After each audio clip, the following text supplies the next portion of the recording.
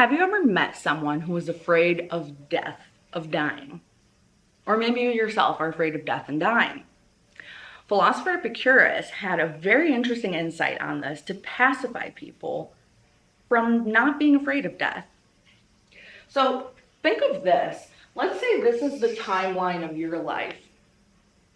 This is when you were born, and this is when you will pass.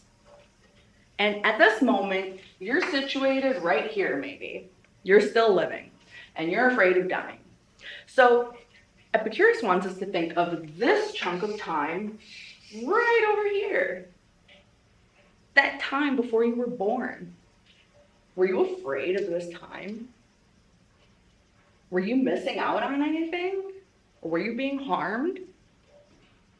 So the analogy then is that Epicurus wants us to think that this chunk of time after we pass is no different than the time before we lived. We weren't afraid of anything then. We weren't being harmed. And if we die right here, then time going on, we're not going to be harmed. There will be nothing.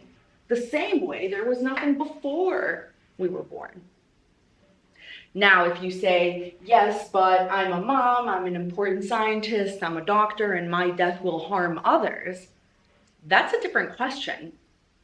Being concerned about how your absence will be felt after your death is not the same as being afraid of dying, being afraid of death itself.